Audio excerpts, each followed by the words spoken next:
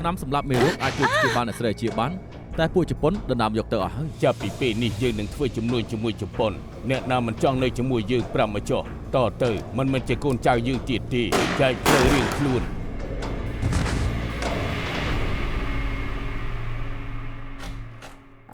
ចៅឃុំមកវិញហើយគ្រប់គ្នានៅចាំ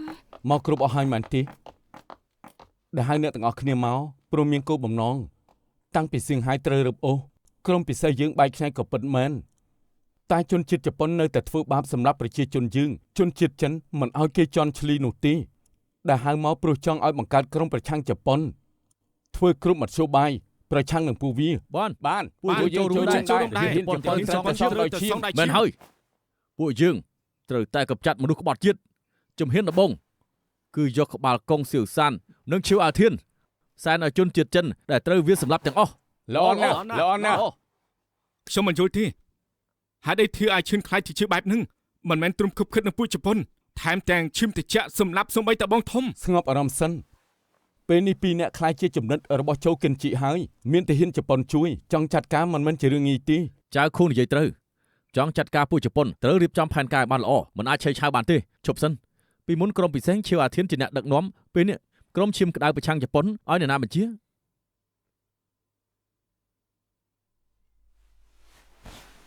បងខុងបងធ្វើជាអ្នកបញ្ជាទៅពីមុននៅរោងចក្របងជាអ្នកគ្រប់គ្រងកម្មករបែបនេះគឺស័ក្តិសមបំផុតក្នុងចំណោមកូនសិស្សឈៀវអាធៀនឯងមានបទពិសោធន៍ច្រើនចៅខួងខ្ញុំគាំទ្រឯងខ្ញុំខ្លាចធ្វើឲ្យទាំងអស់គ្នាអស់សង្ឃឹមចៅឃុំនេះមិនមែនជាពេលដាក់ខ្លួនទេយ៉ាងណាពួកយើងរួមគំនិតគ្នាបងធ្វើជាមេដឹកនាំទៅមែនហើយលោកធ្វើមេទៅពេលប្រឆាំងជប៉ុនខ្ញុំនឹងធ្វើឲ្យអស់ពីសមត្ថភាពតែពេលនេះសំខាន់បំផុតគឺរមមធ្យោបាយជួយស្រីនៅតំបន់ចិននិងមេក្រុមឆ្លងនាំពួកគេមកតំបន់បារាំងដោយសុវត្ថិភាពតែតំបន់ចិននិងតំបន់បារាំងត្រង់ណាក៏មានតែទាហានជប៉ុនបើចង់ដឹកនាំពួកគេចេញពីតំបន់ចិនមកតំបន់បារាំងត្រូវតែមានលិខិតឆ្លងដែនរបស់ជប៉ុនទើបអនុញ្ញាតឲ្យឆ្លងដែនបានយើងទៅរកលិខិតឆ្លងដែនមកពីណាលោកជូកិនជីផ្ញើមក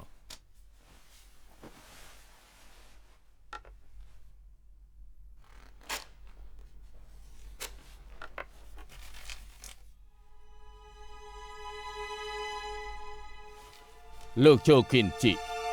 ចង់ឲ្យទៅលួងលោមមនុស្សទាំងនេះហ៎បើអ្នកនេះតាំងខ្លួនប្រឆាំងជប៉ុនមិនមកចូលរួមក្រុមសន្តិមេត្រីបូព៌ាក៏មានមធ្យោបាយដែរថាមនុស្សនិយាយយ៉ាងម៉េចថាលើសមត្ថភាពរបស់លោកឈៀវបើបីអ្នកនេះមកបានក្រុមសន្តិមេត្រីនឹងកាន់តែបានជោគជ័យតែនេះថាលោកជូកិនជីច្បាស់ជាពេញចិត្តខ្ញុំនឹងព្យាយាមកាលពេលលោកជូកិនជីបានប្រាប់មកថាបើបីអ្នកនេះមិនចេះមើលវែងឆ្ងាយលោកឈៀងគួរតែរៀបចំផែនការសាគួរទុកសម្រាប់ដាក់សម្ពាធបន្តិចបើចាំបាច់ខ្ញុំយល់ហើយញ៉ាផងណា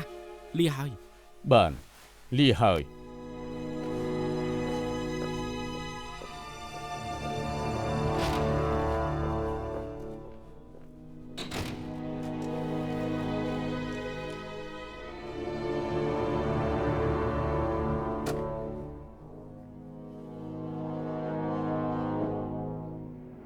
បើមានការងារបន្ទាន់ចង់តែទៅមកខ្ញុំម៉ោង5ល្ងាចនៅបាលីងឡុងនឹងមានមនុស្សមកចាំលោកនៅទីនោះកុំរំអីពីសម្ងាត់គឺសុំទោសកុំរិះគន់ខ្ញុំអីហើយលោកក៏តបថាជួនកាលយើងមិនមែនជាគូព្រេងហើយគឺនឹងនិយាយថាត្រឹមបានជួបលោកក៏អស់ចិត្តណាស់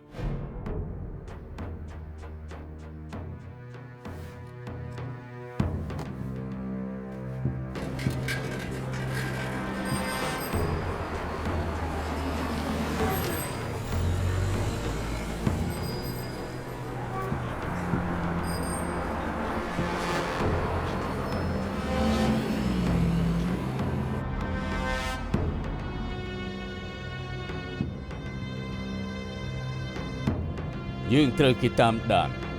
វិលពីជុំរួចដាក់យើងចុះឯងទៅមុនទៅបាទហេធាន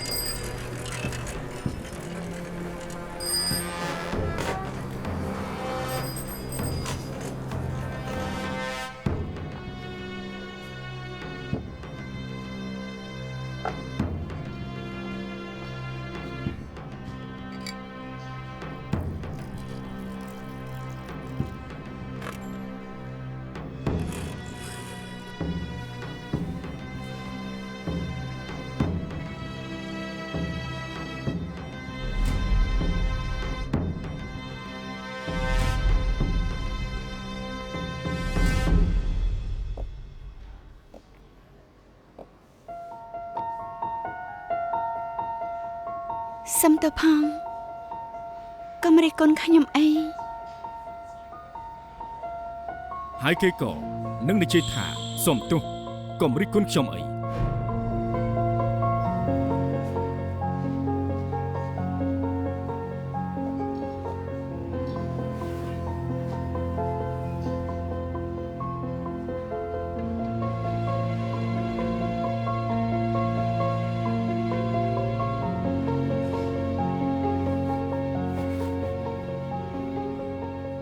ជួនកាលយើងមិនមែនជាគូព្រេង ត្រឹមបានជួបលោកក៏អស់ចិត្តណាស់ហើយ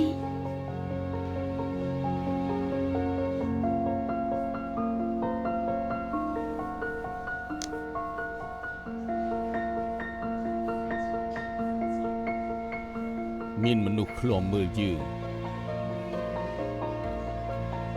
តែនិយាយនៅផ្ទះខ្ញុំក៏បានដែរ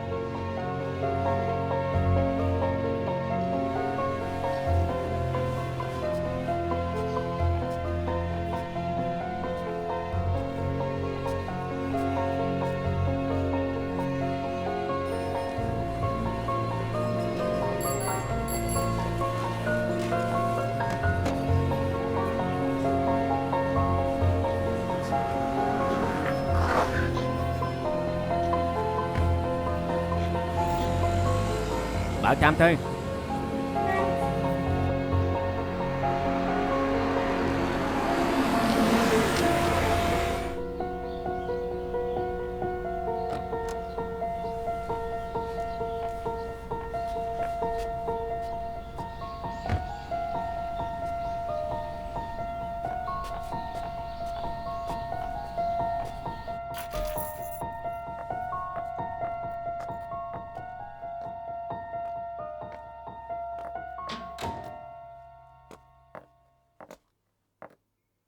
ខ្ញុំឲ្យសេយាយទៅស្រុកវិញហើយបែបនេះឲ្យមានសុវត្ថិភាពហើយនឹងងាយស្រួលចំពោះការជួបគ្នានៅទីនេះ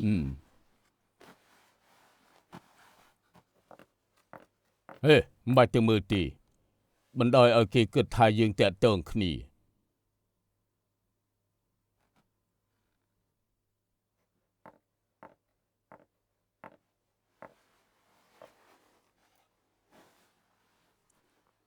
មិនស្មានថានាងឆ្លាតយ៉ាងនេះ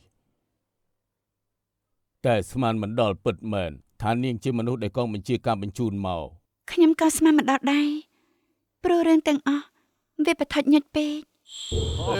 អ្នកគ្រូគូ អរគុណដែលជួយបរិច្ចាគប្រាក់ជួយជាតិ អូមិនអីទេជាទូនាទីពួកយើងមិនអីទេមិនអីទេ អ្នកគ្រូគូមានពេលនិយាយគ្នាតិចបានទេ លោកហាន់មែនទេយើងធ្លាប់ជួបគ្នានៅណាដែរ នៅផ្ទះឈូអាធាន លោកហាន់ អរគុណ តាមស្បែកចុះខ្ញុំទៅសិនហើយ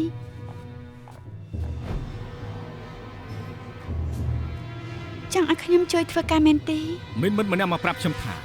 ទោះបីជាអ្នកគ្រូគូសំដែងហ៊ីតែក៏ស្នេហាជាតិមិនចាញ់នរណាដែរ ស្រុកទេមានភ័យខ្ញុំក៏ចង់ចូលរួមជួយតែតាមពិតនៅទីណាក៏មានអ្នកស្នេហាជាតិចាស់ហេតុអី ព្រោះមានភារកិច្ចសំខាន់ខ្ញុំជឿថាអ្នកនាងម្នាក់គត់អាចធ្វើបាន ភារកិច្ចអ្វីទេ ក្រោយពីបានជួបអ្នកនាងខ្ញុំនឹងទៅប៉ៃភីងដើម្បីស៊ើបការបន្តិចបានត្រូវរកអ្នកកណ្ដាលនៅសៀងហៃផ្ដោតដំណឹងជួខ្ញុំរើសអ្នកនាងព្រោះម្នាក់ទៀតគឺស្និទ្ធស្នាលជាមួយអ្នកនាងខ្លាំងណាស់ តាមពិតហាន់លីរើសនាងទុកយូរហើយបើអញ្ចឹងប្រហែលជាប្រាប់ការពិតឲ្យនាងដឹងហើយ ពេលខ្ញុំដឹងហើយខ្ញុំសប្បាយចិត្តណាស់ សុំទោសផងណា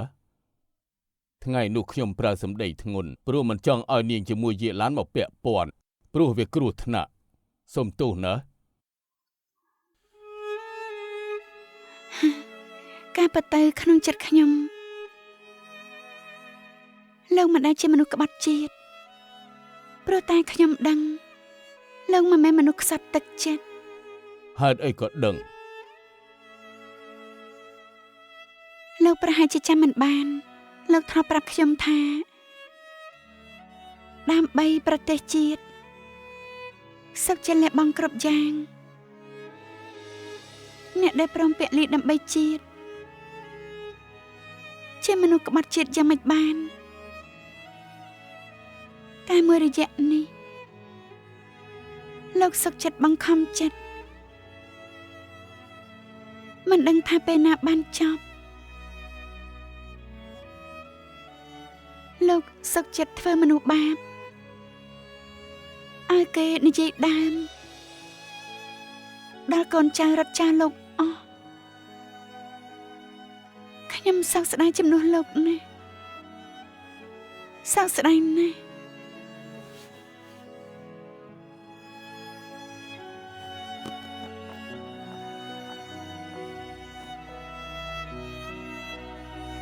បន្តិចទៀតវាកន្លងហួសហើយជឿចុះ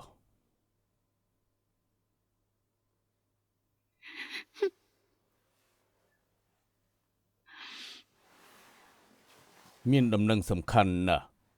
ត្រូវប្រាប់ឲ្យហានលីដឹងដំណឹងអ្វីទៅមាន3នាក់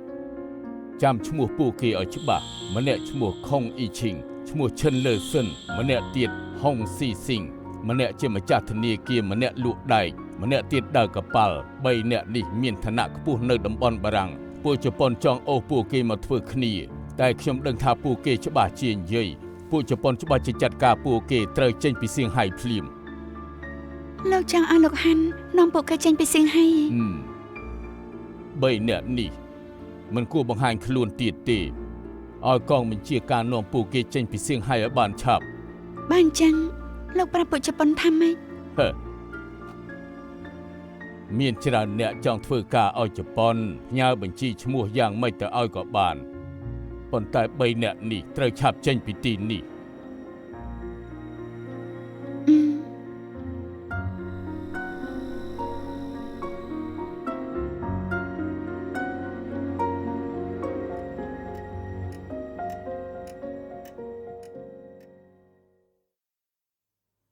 ថែមតែក្តៅបន្តិចទៀតទេមិនអីទេខ្ញុំត្រូវទៅហើយពេលនេះអ្នកឃ្លាំមើលប្រហែលជាហត់ហើយលោកហាន់ផ្ដាំថាបើយើងជួបគ្នាញយពេកពួកគេនឹងសង្ស័យ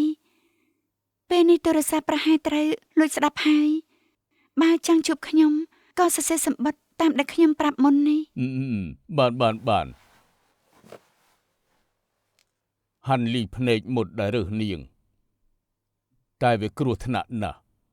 បើចាំបាច់ត្រូវមានអ្នកណាម្នាក់ធ្វើការនេះខ្ញុំសប្បាយចិត្តដែលជាខ្ញុំ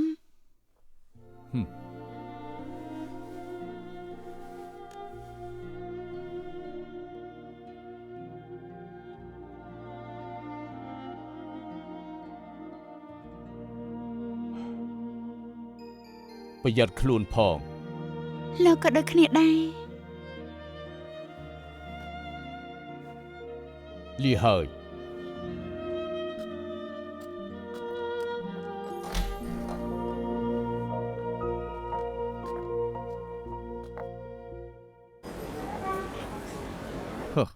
គូសៀវឡូមែនហើយហ៊ីសានពួកយើងបានតាមដានឈឺអាវធានគេបានធ្វើខ្លួនគួរសង្ស័យឲ្យកូនចៅទៅកន្លែងផ្សេងសមានថាមានបញ្ហាអ្វីតាមការពិតគឺទៅជួបជាមួយនឹងគូសៀវឡូសោះណាត់ជាមួយស្រីមែនដែរទៀតធម្មតាគេមិនជាមនុស្សខលនោះទេមិនខុសទេហៀខ្ញុំឃើញគេចូលផ្ទះស្រីម្នាក់នោះហើយមិនចេញមកវិញទេច្បាស់ជាសហាយនឹងគ្នាអញ្ចឹងតើបានជាស្និទ្ធស្នាលជាមួយគ្នាណាស់តាមពិតជាសហាយនឹងគ្នាសោះធ្វើខ្លួនឯងដូចជាសភាពបុរសចុងក្រោយក៏លួចមានស្រីចិញ្ចឹមស្រីទុកក្រៅផ្ទះជាវអាវធានយើងឃើញស្លឹកបៀចុងក្រោយរបស់ឯងហើយនៅជារឿងស្រឡាញ់គ្រូសាគ្មាននរណាស៊ូជាមួយនឹងហ៊ីសានបានទេគូស៊ីឡូក៏មិនមែនជានារីល្អធ្លាប់ធ្វើជាប្រពន្ធចង់សាងវិនពីងពេលនេះជោគប្តីបងស្រីឯងគ្មានអ្វីគួរឲ្យចម្លែកទេកុំសម្ដីលយគេតាក់ទងនរណាយើងមិនខ្វល់ទេកុំឲ្យតែគេគិតក្បត់ជាមួយនឹងពួកជប៉ុនក្រោយខ្នងទៅប៉ាត្រូវតែជួយខ្ញុំណាចេញសិនទៅបាត់ហៀលោកប៉ា មានរឿងអី មិញលោកโจគិនជីប្រាប់ឲ្យខ្ញុំថត់កុនណាចប់គាត់ចង់ឲ្យប្រើរឿងនេះផ្ដល់កម្លាំងចិត្តដល់ទាហានជប៉ុន ល្អអន្តើគាត់ឲ្យថតក៏ថតទៅ មិនមែនទេប៉ាពីមុនខ្ញុំអាចថតឲ្យបានតែនៅពេលនេះគឺរឹបអស់សៀងហៃទៅហើយឲ្យថតចាំមិនទៅថតកុនគឺត្រូវថតនៅកន្លែងក្រៅអាចទៅតំបន់ដែលត្រូវរឹបអស់ត្រូវដឹកឧបករណ៍និងតារាសម្ដែងឆ្លងកាត់បារាសហើយម្ចាស់ទាហានជប៉ុនកាច់ណាស់សង្ស័យអ្វីក៏ត្រូវសួរដេញដោលដែរលោកប៉ាជួយបដិសេធលោកโจគិនជីឲ្យផងបានទេ ឈួតមែនប្រយ័ត្នស្លាប់ទៅគាត់មិនបានសួរឯងថាឯងចង់ថតបន្តទៀតនោះទេតែមកបង្ខំឯងឲ្យថតបន្ត ក៏ប៉ុន្តែរឿងនេះពិបាកណាស់ប៉ា ពិបាកត្រង់ណាទៅហ៎យើងជាមនុស្សរបស់โจគិនជីទៅខ្លាចស្អីទៅហ៊ានជប៉ុនហ៊ានធ្វើស្អីយើងឯងចង់ដឹកឧបករណ៍ដឹកតារាសម្ដែងយើងមានឡានមានកាតឆ្លងដែនមានអីត្រូវខ្លាចនៅមានទៀតយើងប្រាប់ឯងឲ្យដឹកមិនត្រឹមតែថតនោះទេត្រូវតែថតឲ្យបានល្អទៀតផង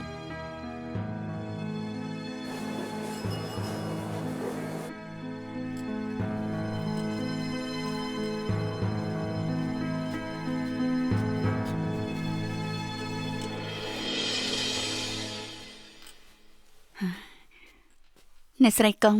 អ្នកស្រីជាល្អមែនស្ថានភាពចរាចរណ៍នៅឧបត្ថម្ភលុយយករបស់មកជួយពួកយើងអរគុណខ្លាំងណាស់ ពេលនេះមានសង្គ្រាមមូលនិធិត្រូវការលុយខ្ញុំខ្លាចថាគ្រប់គ្នាស្អប់ខ្ពើមខ្ញ អ ុំ ត់ទេអ្នកណាថាអ្នកស្រីជាមនុស្សចិត្តបុណ្យខុសពីប្តីអ្នកស្រីណា អរគុណលោកយាយចៅស្រីផ្ញើសម្បត្តិមកឲ្យគេមានសុវត្ថិភាពបាច់បារម្ភទេខ្ញុំទៅវិញហើយ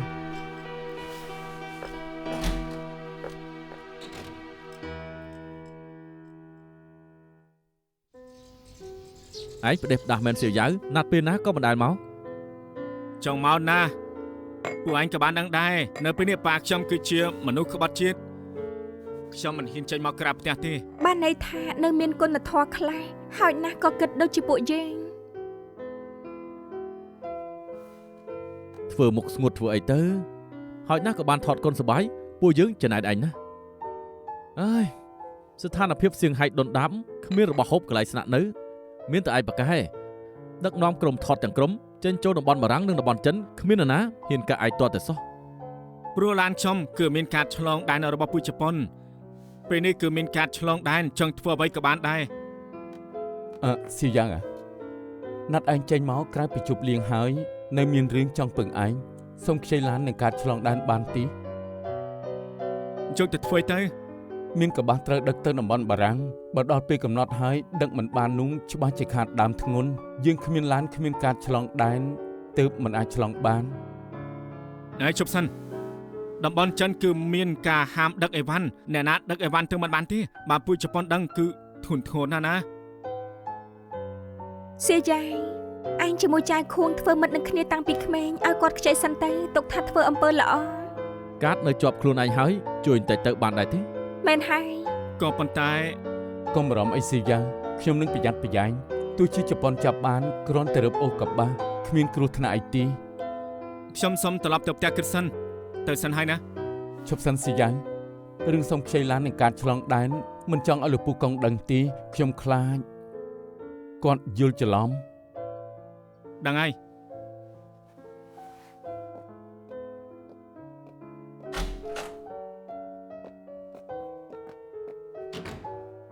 មើលទៅដូចជាមិនចង់ឲ្យខ្ចីបែបនេះគ្មានផ្លូវជួយចាយគុយសឿនទេ ប្រហែលជាខ្លាចប៉ាគេដឹងវាកំសាកតាំងពីដើមម្លេះ នេះជាឱកាសតែមួយគត់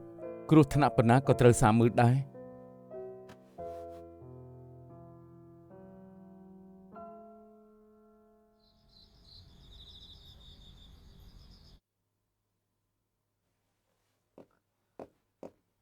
សៀយ៉ាយ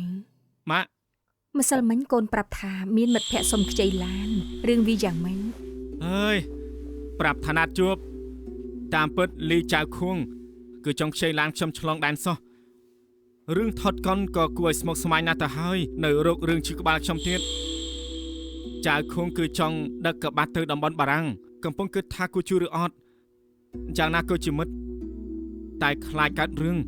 ព្រោះឡាននឹងការឆ្លងដែនគឺជារបស់ប៉ា នាំគ្នានិយាយពីអី ថ្ងៃនេះប៉ាអារម្មណ៍ល្អសាកសួរទៅល្អជាងលោកប៉ាខ្ញុំរឿងសំខាន់ចង់សុំច្បល់ពីប៉ា រឿងសំខាន់ស្អីទៅ គឺមិត្តខ្ញុំគេចង់ខ្ចីឡានហ្នឹងណា ឡានតូចឲ្យអ្នកផ្សេងខ្ចីមិនបានពេលនេះស្រុកទេសចលាចលម៉ាក់មិនឲ្យខ្ចីទេ អ្នកម៉ាក់ រឿងតូចតាចកុំរំខានលោកប៉ាចាត់ការខ្លួនឯងទៅ រឿងប្រពន្ធកូនយើងមិនធុញអីនោះទេតែមកឯងក៏និយាយត្រូវដែរហេតុការពេលនេះកុំទៅជឿអ្នកផ្សេងជឿតែមកឯងទៅត្រឹមត្រូវហើយដឹងដែរទេ បាទ វៃឈិនបងត្រូវចេញទៅធ្វើការចាំឲ្យច្បាស់កុំចេញទៅខាងក្រៅឲ្យសោះ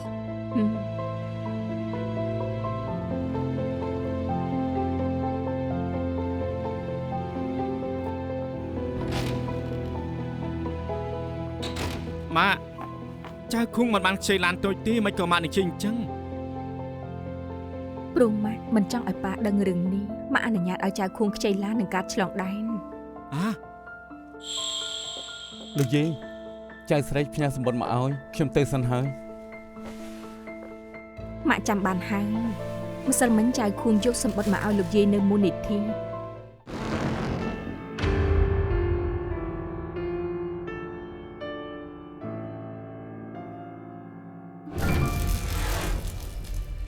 ម៉ាក់សង្ស័យថាចៅខួងលាក់ស្រីនៅតំបន់ចិន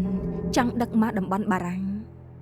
បានន័យថាចៅឃុងចង់ខ្ចីឡានខ្ញុំដឹកមនុស្សស្រីមិនមែនក្បាស់ឈួតនេះហ៊ានបោកខ្ញុំផងឯង ដែលគេមិនព្រមនិយាយប្រហែលជាមានហេតុផលស្រីទាំងអស់ហ្នឹងម៉ាក់មិនដឹងថាជាអ្នកណាតែម៉ាក់ជឿជាក់ថាកំពុងត្រូវពួកជប៉ុនតាមចាំមានគ្រោះថ្នាក់ចៅខួងចង់ធ្វើអំពើល្អយើងត្រូវទៅជួយពួកគេ មិនបានដឹកក្បាស់ក៏មានគ្រោះថ្នាក់ដែរទម្រាំដឹកមនុស្សទៀតស្មើនឹងតតាំងពួកជប៉ុនម៉ាក់បើប៉ាគាត់ដឹងស្លាប់ជាមិនខានទេ ព្រោះតែប៉ានឹងហើយទើបយើងត្រូវធ្វើយ៉ាងនេះ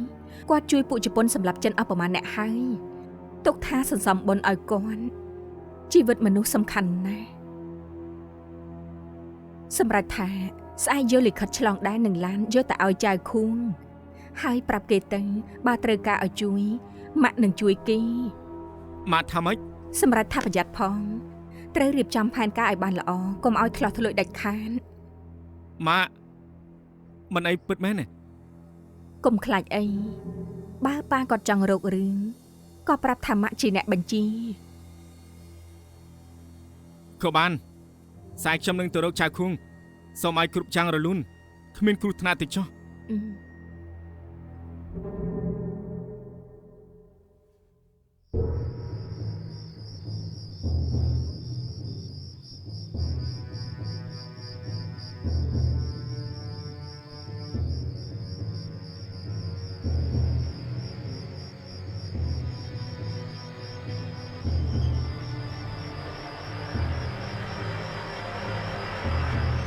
ប់ជ្រៅណាស់មានបញ្ហាអីមែនទេ បញ្ហាគឺស្គាល់ឯងនឹងយប់ជ្រៅមនុស្សតិចកុំឲ្យកក្រឹកក្រែង សៀវយ៉ាងអរគុណឯងហើយបើយប់នេះការងារជោគជ័យជួយជីវិតបានច្រើនណាស់ ដឹងហើយនេះគឺជាលិខិតឆ្លងដែនចូលតំបន់ចិនប្រាប់ទាហានជប៉ុនថាជួយដឹកឧបករណ៍ឲ្យក្រុមហ៊ុនថតកុនពួកគេនឹងមិនឆែកឆេរទេស ៀវយ៉ាងឯងទៅជាមួយយើងបានទេ ទៅមិនបានបើពួកជប៉ុននឹងថាខ្ញុំដឹកមនុស្សមិនរស់ទេសម្បោចុះកុំឲ្យខ្ញុំពិបាកអីតើបានទេ កុំបារម្ភអីសម្លាញ់ពេលទៅដល់តំបន់បារាំងខ្ញុំនឹងសងឡាននឹងលិខិតឆ្លងដែនវិញ កុំឲ្យខាត់ពេលឆាប់ឡានទៅចាត់ការគ្រប់ចឹងឲ្យបានរួចរាល់មុននឹងមេឃភ្លឺ អរគុណហើយ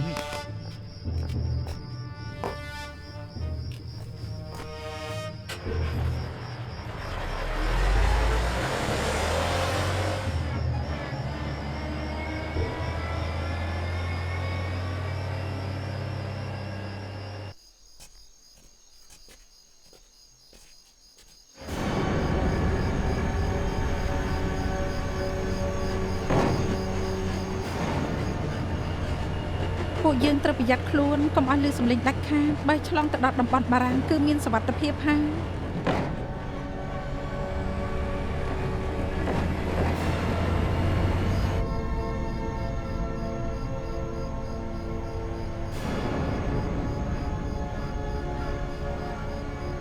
ឈប់ឡាន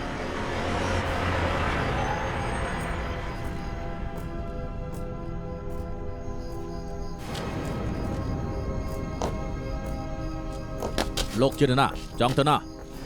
លោកមេកងនេះជាលិខិតឆ្លងដែនខ្ញុំប្រញាប់ដឹកឧបករណ៍ថតកុនទៅឲ្យលោកកុង ឧបករណ៍ស្អីឲ្យបើកមើលតិចមើល លោកមេកងរបស់ធម្មតាគ្មានអីពិសេសទេ ការរឿងទាល់តែបានប្រថុយមួយក្តារហើយ លោកចង់ឆែកពិតមើលណាតែខ្ញុំប្រញាប់ណាស់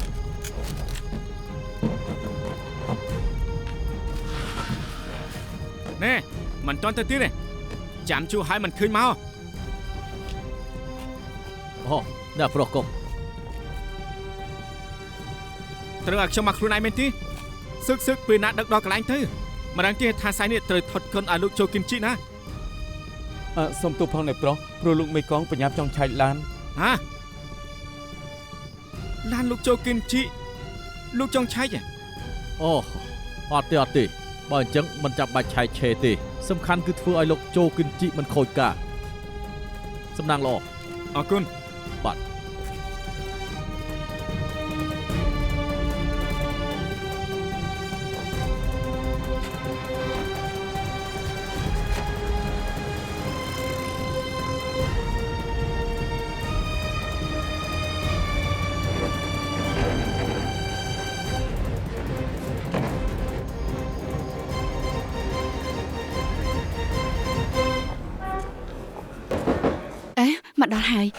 មកដល់ហើយមកចូលមកចូលមកណាលឿនឡើយខ្ញុំទៅចាត់ចែងសិនហើយចាយកុយសិនខ្ញុំចូលទៅសិនហើយ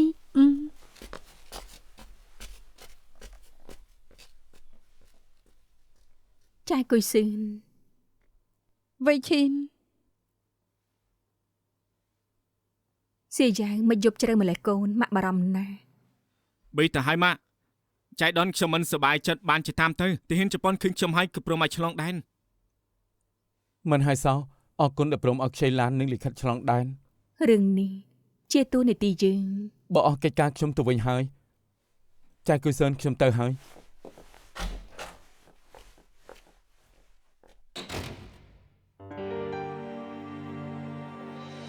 ចាយគុយស៊ឿនរឿងរបស់បងថងសុំទោសផង អ្នកដែលសម្លាប់គាត់គឺជប៉ុនតានាងជាមួយសៀយ៉ាបានជួយជីវិតជនជាតិចិនច្រើននេះខ្ញុំទេដែលត្រូវអរគុណ កុំនិយាយបែបនេះចាយធ្លាប់ជួយខ្ញុំច្រើនណាស់អ្វីដែលខ្ញុំបានធ្វើដើម្បីតែប៉ះប៉ូវកំហុសពួកយើង និយាយទៅហៀថាងពលីជីវិតដើម្បីតែជួយជីវិតខ្ញុំ ហ៊ីសានប្រាប់ថាមុនបងធំស្លាប់គាត់ស្រែកហៅឈ្មោះចាយខ្លាំងប្រាប់ថាឆាកជីវិតនេះគាត់ខុសឆ្គងជាមួយចាយខ្លាំងបំផុតប្រាប់ថាចាំជាតិក្រោយចាំសងឲ្យចាយវិញ គួយសឿនកំហុសធំក្នុងជីវិតបងគឺខុសចំពោះអូនជាតិនេះបងមិនអាចសងបានចាំបងសងនៅជាតិក្រោយចុះ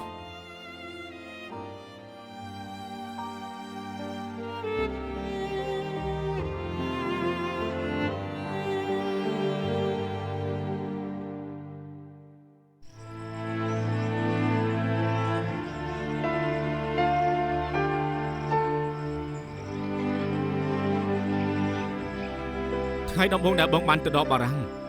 បងក៏ដឹងថាបងខ្វះអូនមិនបានបងដឹងច្បាស់ថាខ្វះអូនមិនបានទេរៀបការជាមួយបងទៅព្រមធ្វើជាប្រពន្ធបង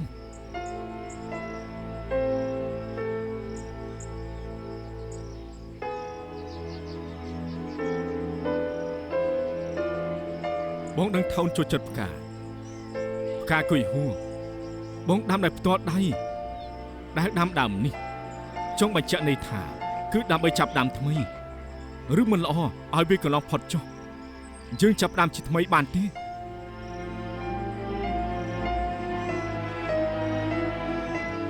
ថ្ងៃក្រោយបងនឹងដាំឲ្យបានច្រើន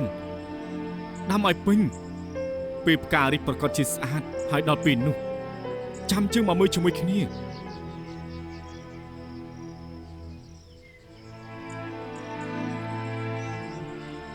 ទៅ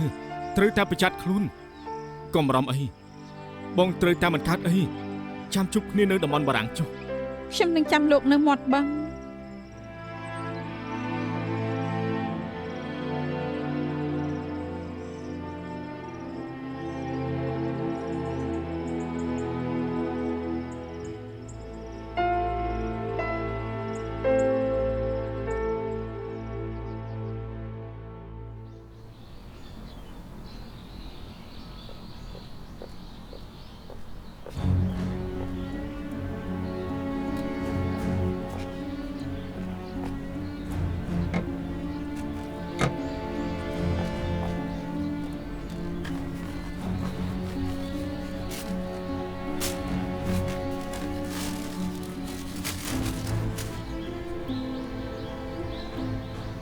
ជាសមិទ្ធស្នេហារបស់ឈៀវអាវធាន តាក់តងលោកហាន់មិនតាន់បានទេធ្វើយ៉ាងម៉េចទៅ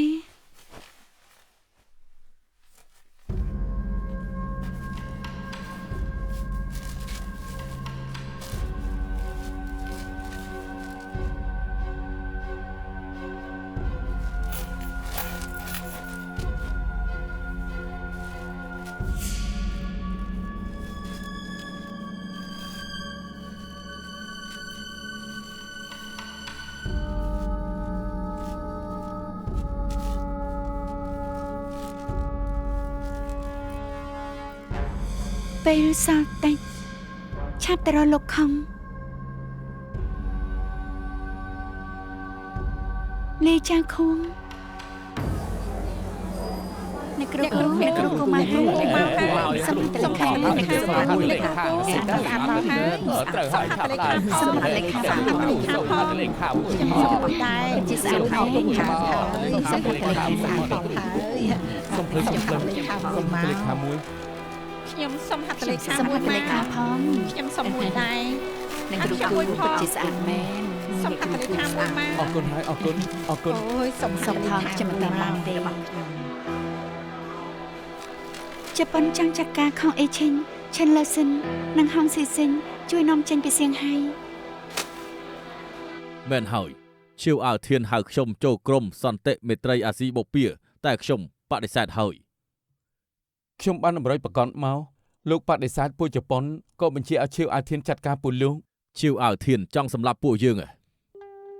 ល្អហើយដែលមកប្រាប់លោកគ្រូលោកបដូបៈសំណាងដែលមានលោកមានគុណធម៌ពេលចប់សង្គ្រាមខ្ញុំត្រឡប់ទៅសៀងហៃវិញខ្ញុំមិនភ្លេចលោកធ្លាប់ជួយខ្ញុំទេ ខ្ញុំគ្រាន់តែធ្វើតួនាទីជាជនជាតិចិន កុំបារម្ភអីខ្ញុំនឹងនាំលោកចេញពីសៀងហៃ ខ្ញុំយល់ហើយខ្ញុំលាសិនហើយ លាហើយ លោកខំប្រាប់គេហើយយេខ្ញុំប្រាប់ពីអ្នកនោះឲ្យហើយឈៀវអាធាននេះពិតជាអាក្រក់មែនចង់សាងសម្ដែងឲ្យពួកជប៉ុនកុំសម័យព្រះហាចាខុងហេតុអីបានជាបងដឹងតម្រុយពីខាងនោះ បងមានបណ្ដាញនៅក្នុងក្រុមពួកជប៉ុនបានដឹងផែនការពួកវាជាមុន បណ្ដាញអ្នកណាគេបានខ្ញុំមិនស៊ូខ្ញុំជឿចិត្តបង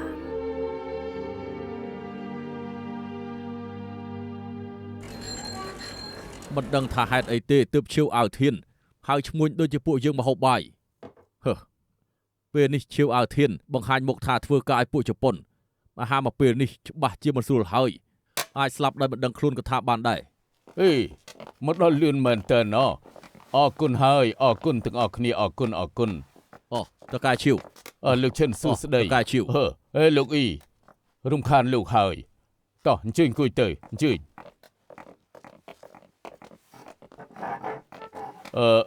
នេះលោកហួរលោកប្រហែលជាស្គាល់គ្នាហើយមែនទេអញ្ចឹងបាច់ណែនាំទេអង្គុយទៅ បាន ខ្ញុំថាយើងនិយាយគ្នាសិនហើយចាំហូបតើល្អទេដែលយើងជើញគ្រប់គ្នាមក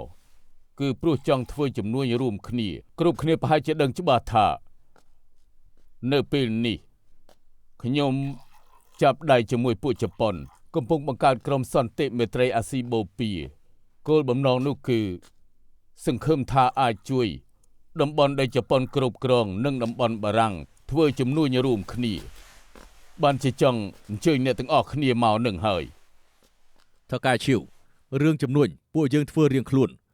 កន្លងមកក៏មិនដែលលក់ទំនិញឲ្យពួកជប៉ុនដែរចង់បង្ខំពួកយើងធ្វើអី ខ្ញុំក៏យល់ដែរថាម្នាក់រកស៊ីតែជាមួយពួកបារាំងប៉ុណ្ណោះតែយើងជាឈ្មួញធ្វើជាឈ្មួញទីណាមានចំនួនយើងក៏នៅទីនោះឲ្យតែមានចំនួនឲ្យធ្វើបន្តមានលុយចូលហោប៉ៅបែបនេះទើបអាចមានជីវិតរស់នៅបន្តបាន ឈៀវអាវធានពួកយើងជាឈ្មួញស្នេហាជាតិមិនចង់លក់ទំនិញឲ្យពួកជប៉ុនទេ ខ្ញុំថាទាំងអស់គ្នាប្រហែលជាយល់ច្រឡំលើជនជាតិជប៉ុនហើយពេលនេះស្ថិតក្នុងពេលធ្វើសង្គ្រាមមានសង្គ្រាមក៏មានស្លាប់មានរបួសចាញ់ព្រៀបទាំងសងខាងជៀសមិនបានទេគ្រាប់កំភ្លើងនិងគ្រាប់បែកសុទ្ធតែគ្មានភ្នែកពេលនេះរដ្ឋាភិបាលក៏រត់ចោលពួកយើងហើយតែយើងក៏នៅទីនេះយើងជាឈ្មួញយើងធ្វើអីបានទៅយើងត្រូវតែគិតដើម្បីខ្លួនឯងខ្លះត្រូវទេ ឈៀវអាវធានមកនិយាយជំនួសពួកជប៉ុនមែនដែរទេហឺតើពួកវាចែកឲ្យប្រមាណភាគរយ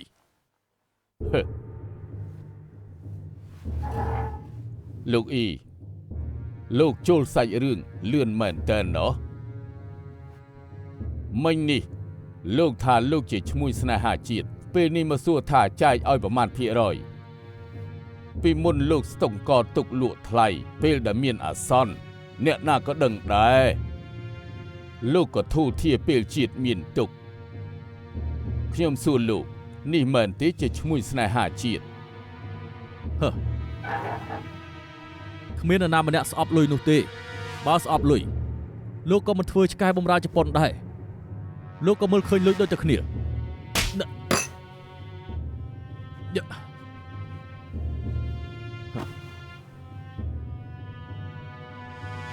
មនុស្សដូចឈៀវអាវធានមិនមែនជាមនុស្សគ្មានហេតុផលទេអ្នកណាសហការជាមួយខ្ញុំចែកឲ្យ 50% ខ្ញុំសហការខ្ញុំក៏សហការដែរខ្ញុំក៏សហការដែរ ពួកយើងសហការគ្នាយ៉ាងល្អអរគុណ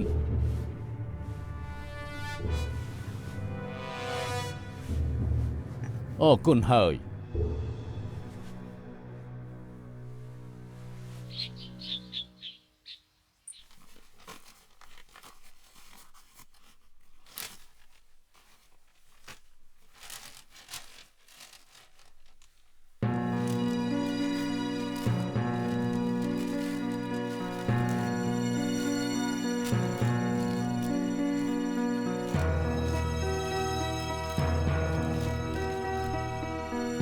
គ្រប់យ៉ាងរួចរាល់ហើយកុំបារម្ភអី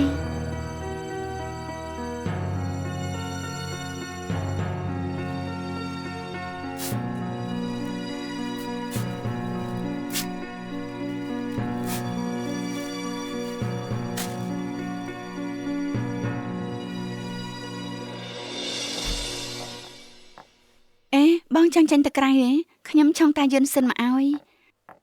មកវិញចាំបងផឹកបើមកវិញយប់ជ្រៅមិនបាច់ចាំបាយទេណាបងទៅហើយ ប្រយ័ត្នខ្លួនផងណា អ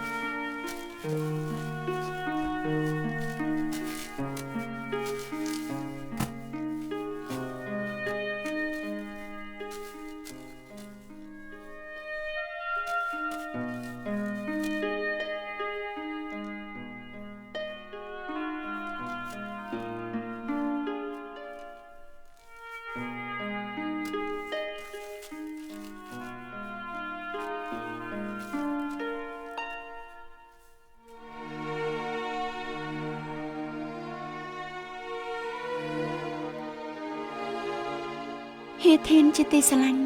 មិនបានជួបមួយថ្ងៃនឹកស្ទើរដាច់ខ្យល់ស៊ីឡូ